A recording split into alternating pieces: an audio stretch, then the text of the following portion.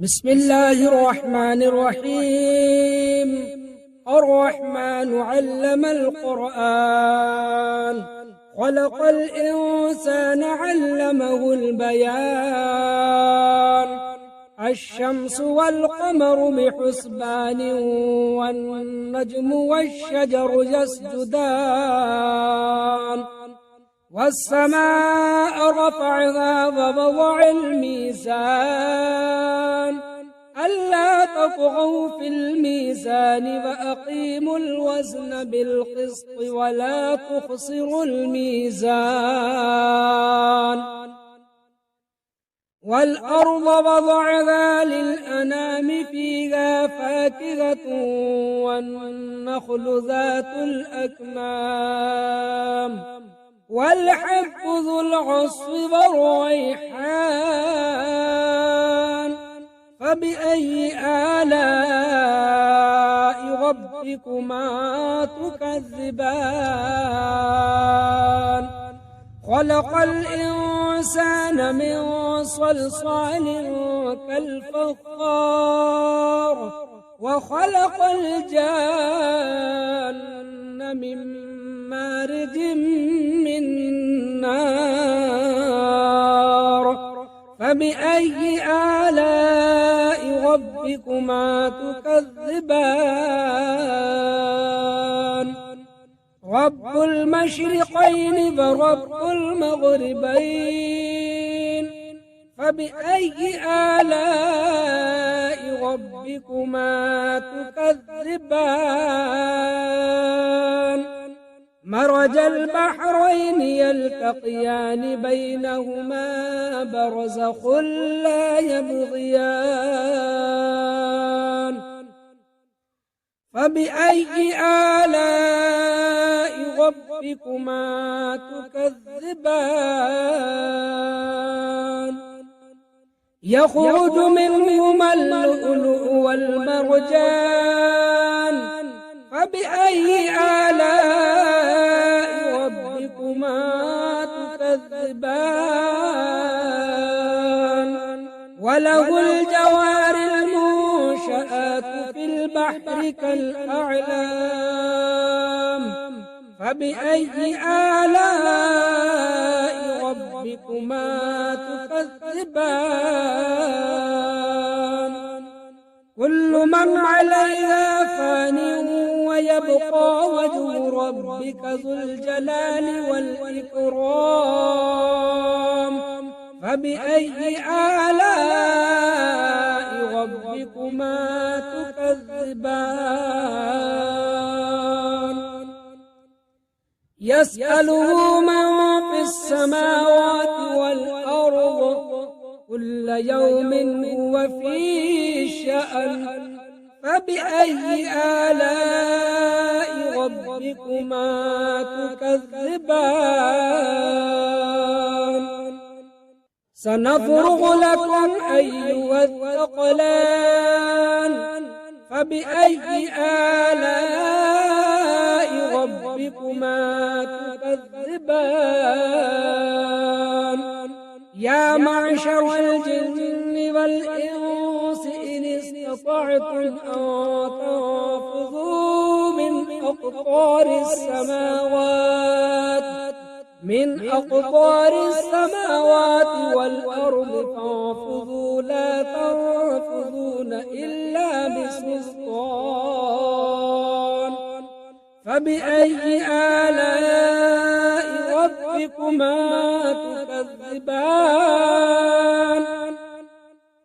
يرسل عليكما شواظ من نار ونحاس فلا تنتصران. فبأي آلاء ربكما تكذبان؟ فإذا انشقت السماء فكانت وردة كالدهان. فبأي آلاء ربكما تكذبان؟ فيومئذ لا يسأل عن ذنبه إنس فبأي آلاء ربكما تكذبان يعرف المجرمون بسيماهم فيؤخذ بالنواصي والأقدام فبأي آلاء ربكما تكذبان هذه جهنم التي يكذب بها المجرمون يطوفون بينها وبين حميم آن فبأي آلاء ربكما تكذبان ولمن خاف مقام ربه جنتان فبأي آلاء ربكما تكذبان ذواتا أفنان فبأي آلاء ربكما تكذبان فيهما عينان تجريان فبأي آلاء ربكما تكذبان فيهما من كل فاكهة زوجان فبأي آلاء ربكما تكذبان متكئين على فرش بطائنها من استبرق وجنى الجنتين دان فبأي آلاء ربكما تكذبان فيهن قاصرات الطرف لم يطمثهن إنس قبلهم ولا جان فبأي آلاء ربكما تكذبان كأنهن الياقوت والمرجان فبأي آلاء ربكما تكذبان هل جزاء الإحسان إلا الإحسان فبأي آلاء ربكما تكذبان ومن دونهما جنتان فبأي آلاء ربكما تكذبان مدهامتان فبأي آلاء ربكما تكذبان فيهما عينان ضاختان فبأي آلاء ربكما تكذبان فيهما فاكهة ونخل ورمان فبأي آلاء ربكما تكذبان فيهن خيرات حسان فبأي آلاء ربكما تكذبان حور مقصورات في الخيام فبأي آلاء ربكما تكذبان لم يطمثهن إنس قبلهم ولا جان فبأي آلاء ربكما تكذبان متكئين على رفرف خضر وعبقري حسان فبأي آلاء ربكما تكذبان تبارك اسم ربك ذي الجلال والإكرام أعوذ بالله من الشيطان الرجيم بسم الله الرحمن الرحيم ياسين والقرآن الحكيم إنك لمن المرسلين على صراط مستقيم تنزيل العزيز الرحيم لتنذر قوما ما أنذر آباؤهم فهم غافلون لقد حق القول على أكثرهم فهم لا يؤمنون إنا جعلنا في أعناقهم أغلالا فهي إلى الأذقان فهم مقمحون وجعلنا من بين أيديهم سدا ومن خلفهم سدا فأغشيناهم فهم لا يبصرون وسواء عليهم أأنذرتهم أم لم تنذرهم لا يؤمنون إنما تنذر من اتبع الذكر فخشي الرحمن بالغيب فبشره بمغفرة وأجر كريم إنا نحن نحيي الموتى ونكتب ما قدموا وآثارهم وكل شيء أحصيناه في إمام مبين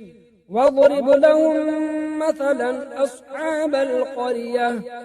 إذ جاءها المرسلون إذ أرسلنا إليهم اثنين فكذبوهما فعززنا بثالث فقالوا إنا إليكم مرسلون قالوا ما أنتم إلا بشر مثلنا وما أنزل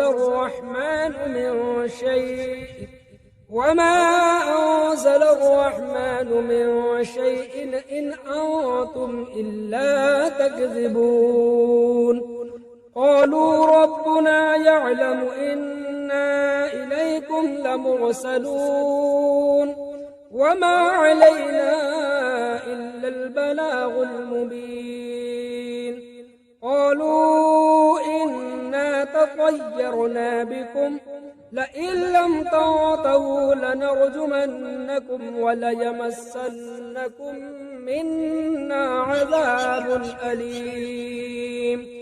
قالوا طائركم معكم أئن ذكرتم بل أنتم قوم مسرفون وجاء من أقصى المدينة رجل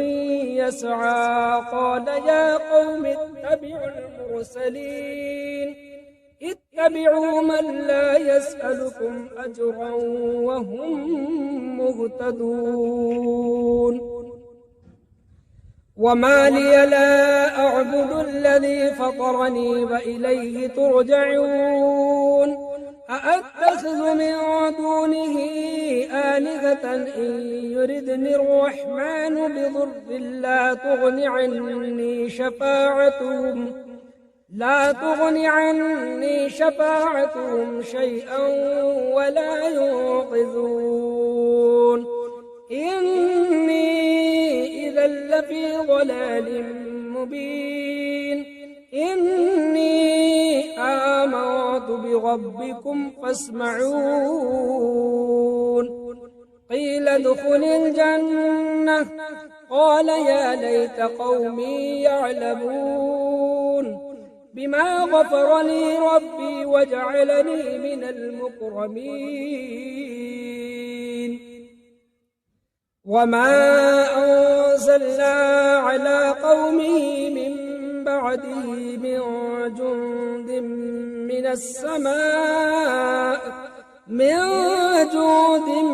من السماء وما كنا منزلين إن كانت إلا صيحة واحدة فإذا هم خامدون يا حسرة على العباد ما يأتيهم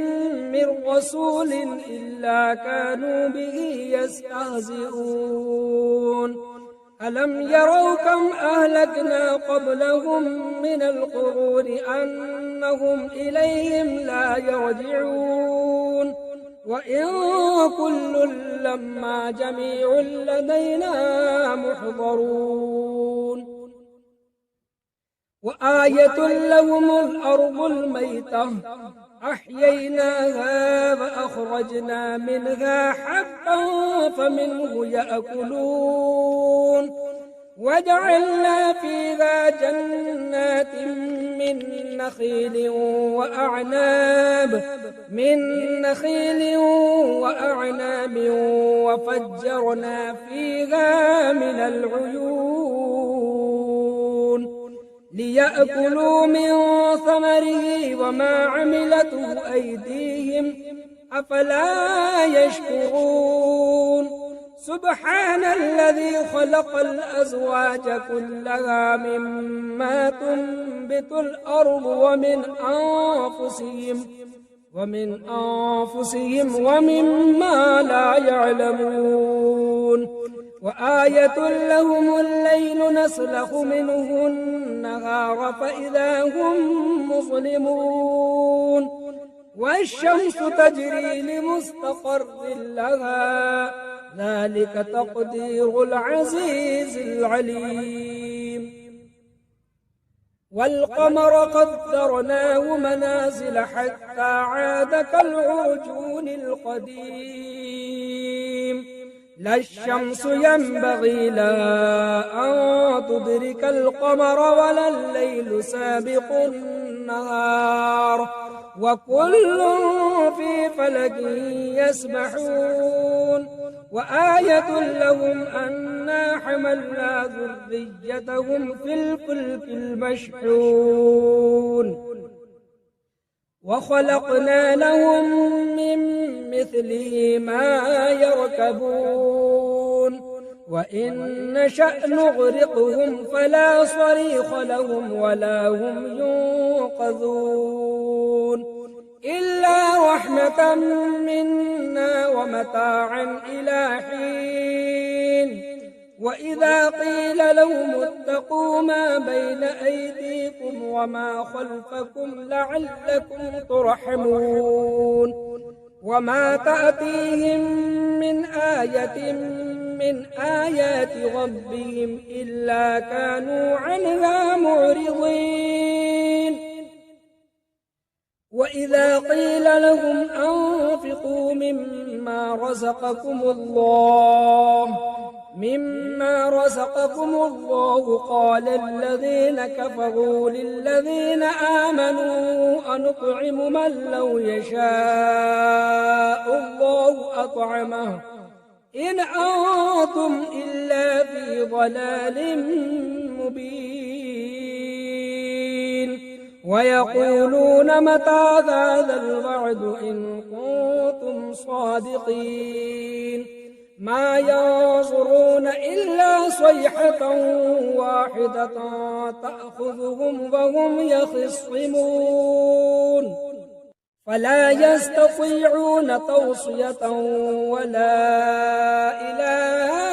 أهلهم يرجعون ونفخ في الصور فإذا هم من الأجداث إلى ربهم ينسلون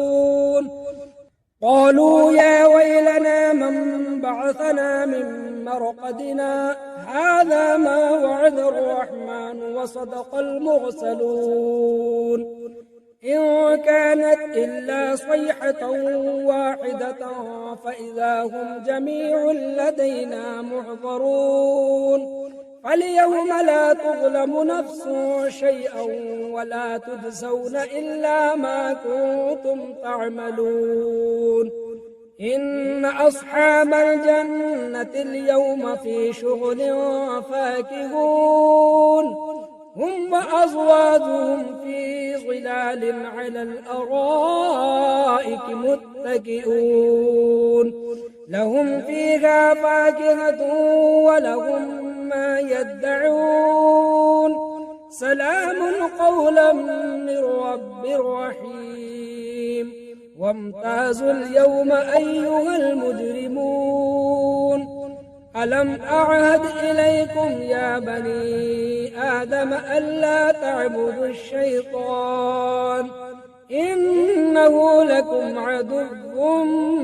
مبين وأن اعبدوني هذا صراط مستقيم ولقد أضل منكم جبلا كثيرا أفلم تكونوا تعقلون هذه جهنم التي كنتم توعدون اصلوها اليوم بما كنتم تكفرون اليوم نختم على أفواههم وتكلمنا أيديهم وتشهد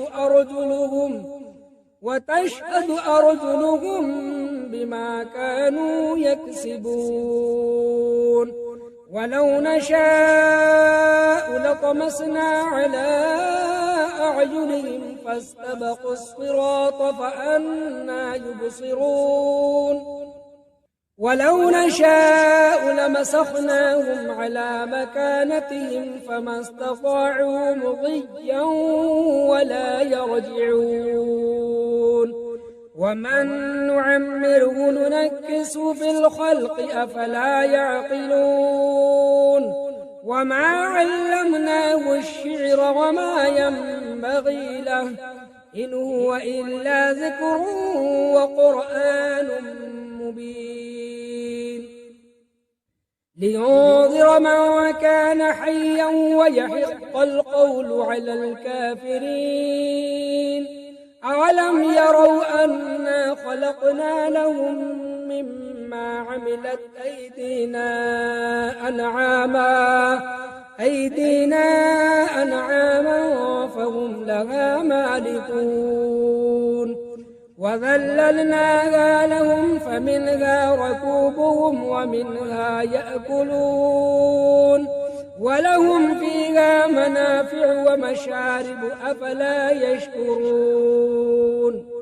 واتخذوا من دون الله آلهة لعلهم ينصرون لا يستطيعون نصرهم وهم لهم جند محضرون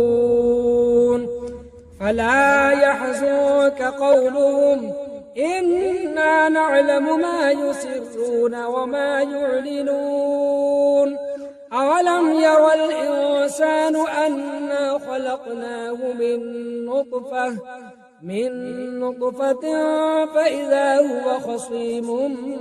مبين وضرب لنا مثلا ونسي خلقه قال من يحيي العظام فهي رميم قل يحييها الذي أنشأها أول مرة وهو بكل خلق عليم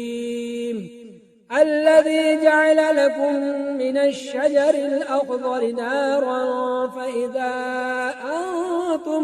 منه توقدون أوليس الذي خلق السماوات والأرض بقادر على أن يخلق مثلهم بلى وهو الخلاق العليم إنما أمره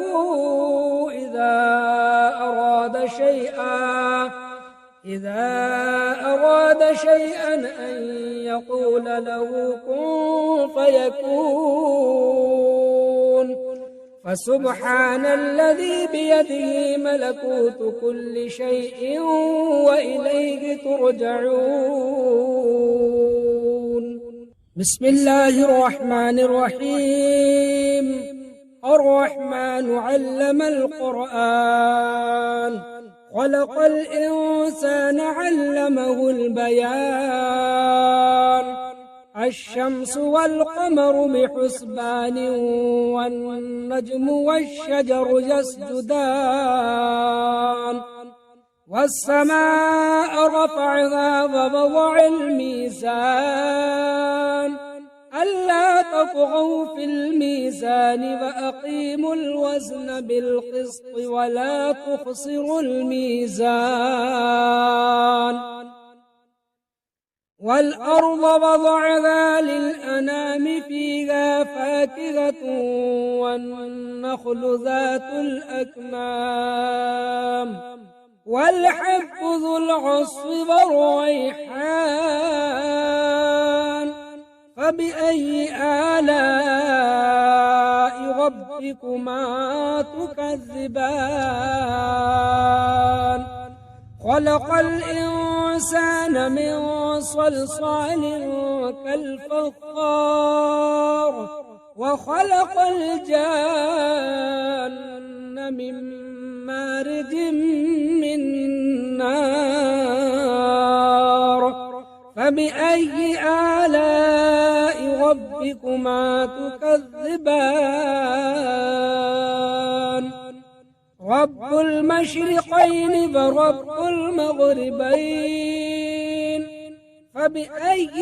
آلاء ربكما تكذبان؟ مرج البحرين يلتقيان بينهما برزخ لا يبغيان. فبأي آلاء ربكما تكذبان؟ يخرج منهما اللؤلؤ والمرجان. فبأي آلاء ربكما تكذبان؟ وله الجوار المنشآت في البحر كالأعلام. فبأي آلاء ربكما تكذبان؟ كل من عليها فان ويبقى وجه ربك ذو الجلال والإكرام. فبأي آلاء ربكما تكذبان؟ يسأله من في السماوات والأرض كل يوم هو في شأن. فبأي آلاء ربكما تكذبان؟ سنفرغ لكم أيها الثقلان. فبأي آلاء ربكما تكذبان؟ يا معشر الجن والإنس إن استطعتم أن تنفذوا من أقطار السماوات والأرض فانفذوا لا تنفذون إلا بسلطان. فبأي آلاء ربكما تكذبان؟ يرسل عليكما شواظ من نار ونحاس فلا تنتصرون. فبأي آلاء ربكما تكذبان؟ فإذا انشقت السماء فكانت وردة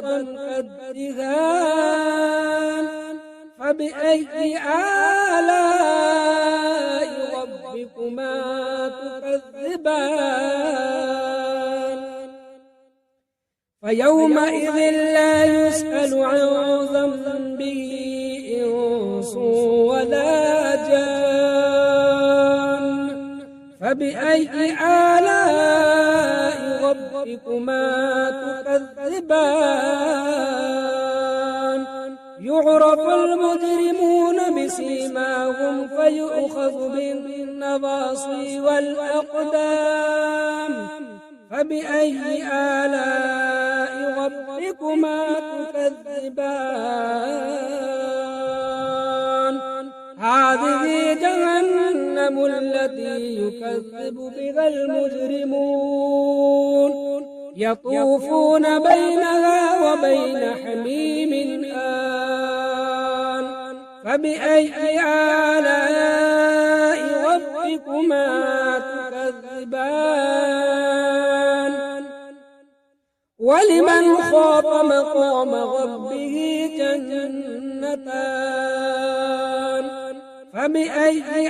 آلاء ربكما تكذبان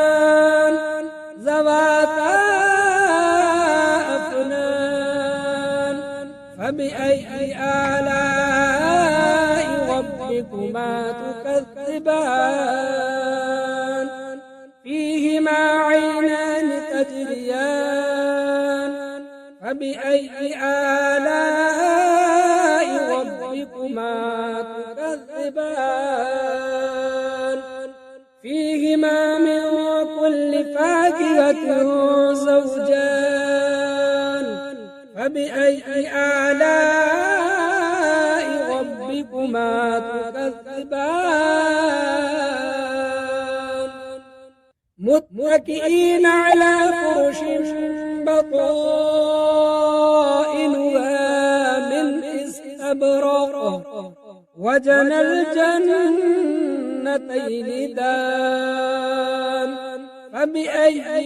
آلاء ربكما تكذبان فيهن قاصرات الطرف لم يطمثهن إنس قبلهم ولا جان فبأي آلاء ربكما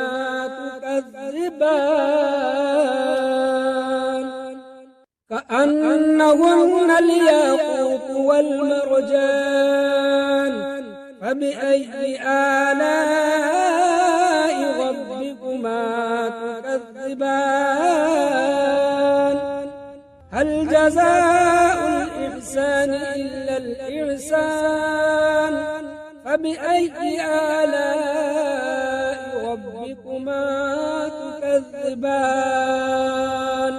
ومن دونهما جنتان فبأي آلاء ربكما تكذبان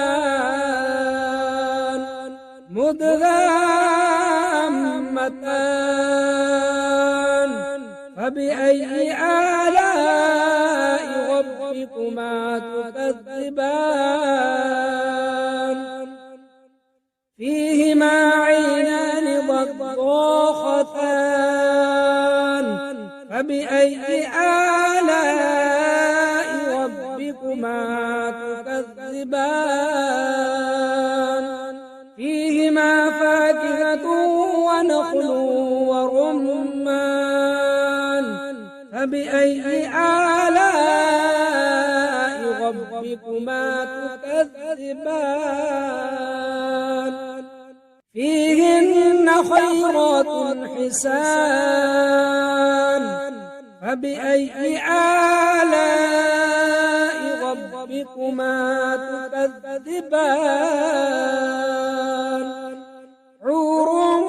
مقصورات في الخيام فبأي آلاء ربكما تكذبان لم يطمثهن إنس قبلهم ولا جان فبأي آلاء ربكما تكذبان متكئين على رفرف خضر وعبقري حسان فبأي آلاء ربكما تكذبان تبارك اسم ربك ذي الجلال والإكرام. أعوذ بالله من الشيطان الرجيم. بسم الله الرحمن الرحيم. ياسين والقرآن الحكيم إنك لمن المرسلين على صراط مستقيم تنزيل العزيز الرحيم لتنذر قوما ما أنذر آباؤهم فهم غافلون لقد حق القول على أكثرهم فهم لا يؤمنون إنا جعلنا في أعناقهم أغلالا فهي إلى الأذقان فهم مقمحون وجعلنا من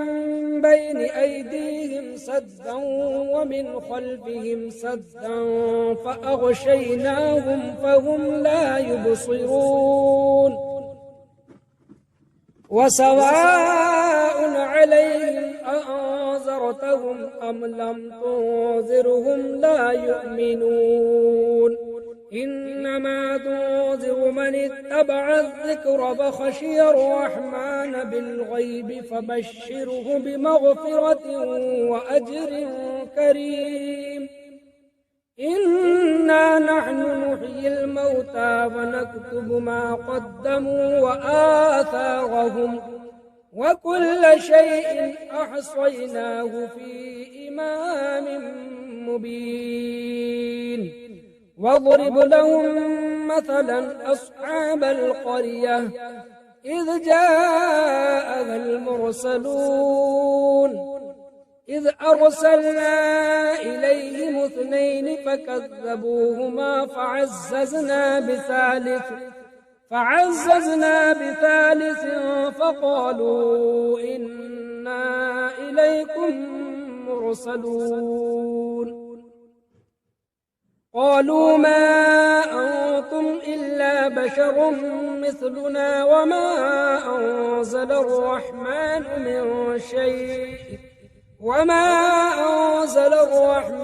من شيء إن أنتم إلا تكذبون قالوا ربنا يعلم إنا إليكم لمرسلون وما علينا إلا البلاغ المبين. قالوا إنا تطيرنا بكم لئن لم تنتهوا لنرجمنكم وليمسنكم منا عذاب أليم. قالوا طائركم معكم أئن ذكرتم بل أنتم قوم مسرفون. وجاء من أقصى المدينة رجل يسعى قال يا قوم اتبعوا المرسلين اتبعوا من لا يسألكم أجرا وهم مهتدون. وما لي لا أعبد الذي فطرني وإليه ترجعون أأتخذ من دونه آلهة إن يردني الرحمن بضر لا تغن عني شفاعتهم شيئا ولا ينقذون. إني إذا لفي ضلال مبين. إني آمنت بربكم فاسمعون. قيل ادخل الجنة قال يا ليت قومي يعلمون بما غفر لي ربي وجعلني من المكرمين وما أنزلنا على قومه من بعده من جند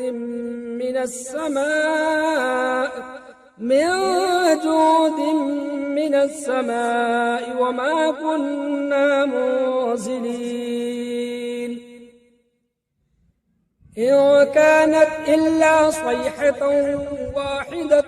فإذا هم خامدون يا حسرة على العباد ما يأتيهم من رسول إلا كانوا به يستهزئون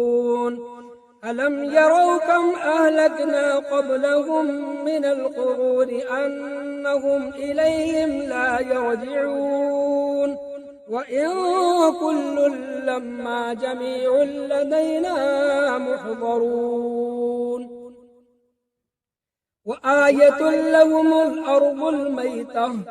أحييناها فأخرجنا منها حبا فمنه يأكلون وجعلنا فيها جنات من نخيل وأعناب وفجرنا فيها من العيون ليأكلوا من ثمره وما عملته أيديهم أفلا يشكرون سبحان الذي خلق الأزواج كلها مما تنبت الأرض ومن أنفسهم ومما لا يعلمون وآية لهم الليل نسلخ منه النهار فإذا هم مظلمون والشمس تجري لمستقر لها ذلك تقدير العزيز العليم والقمر قدرناه منازل حتى عاد كالعرجون القديم لا الشمس ينبغي لها أن تدرك القمر ولا الليل سابق النهار وكل في فلك يسبحون وآية لهم أنا حملنا ذريتهم في الفلك المشحون وخلقنا لهم من مثله ما يركبون وإن نشأ نغرقهم فلا صريخ لهم ولا هم ينقذون إلا رحمة منا ومتاعا إلى حين وإذا قيل لهم اتقوا ما بين أيديكم وما خلفكم لعلكم ترحمون وما تأتيهم من آية من آيات ربهم إلا كانوا عنها معرضين وإذا قيل لهم أنفقوا مما رزقكم الله قال الذين كفروا للذين آمنوا أنطعم من لو يشاء الله أطعمه إن أنتم إلا في ضلال مبين ويقولون متى هذا الوعد إن كنتم صادقين ما ينظرون إلا صيحة واحدة تأخذهم وهم يخصمون فلا يستطيعون توصية ولا إلى أهلهم يرجعون ونفخ في الصور فإذا هم من الأجداث إلى ربهم ينسلون قالوا يا ويلنا من بعثنا من مرقدنا هذا ما وعد الرحمن وصدق المرسلون إن كانت إلا صيحة واحدة فإذا هم جميع لدينا محضرون فاليوم لا تظلم نفس شيئا ولا تجزون إلا ما كنتم تعملون إن أصحاب الجنة اليوم في شغل فاكهون هم وأزواجهم في ظلال على الأرائك متكئون لهم فيها فاكهة ولهم ما يدعون سلام قولا من رب رحيم وامتازوا اليوم أيها المجرمون ألم أعهد إليكم يا بني آدم ألا تعبدوا الشيطان إنه لكم عدو مبين وأن اعبدوني هذا صراط مستقيم ولقد أضل منكم جبلا كثيرا أفلم تكونوا تعقلون هذه جهنم التي كنتم توعدون اصلوها اليوم بما كنتم تكفرون اليوم نختم على أفواههم وتكلمنا أيديهم وتشهد أرجلهم بما كانوا يكسبون ولو نشاء لطمسنا على أعينهم فاستبقوا الصراط فأنى يبصرون ولو نشاء لمسخناهم على مكانتهم فما استطاعوا مضيا ولا يرجعون ومن نعمره ننكس في الخلق أفلا يعقلون وما علمناه الشعر وما ينبغي له إن هو إلا ذكر وقرآن مبين لينذر من كان حيا ويحق القول على الكافرين أولم يروا أنا خلقنا لهم مما عملت أيدينا أنعاما فهم لها مالكون وذللناها لهم فمنها ركوبهم ومنها يأكلون ولهم فيها منافع ومشارب أفلا يشكرون واتخذوا من دون الله آلهة لعلهم ينصرون لا يستطيعون نصرهم وهم لهم جند محضرون فلا يحزنك قولهم إنا نعلم ما يسرون وما يعلنون أولم ير الإنسان أنا خلقناه من نطفة فإذا هو خصيم مبين وضرب لنا مثلا ونسي خلقه قال من يحيي العظام فهي رميم قل يحييها الذي أنشأها أول مرة وهو بكل خلق عليم الذي جعل لكم من الشجر الأخضر نارا فإذا أنتم منه توقدون أوليس الذي خلق السماوات والأرض بقادر على أن يخلق مثلهم بلى وهو الخلاق العليم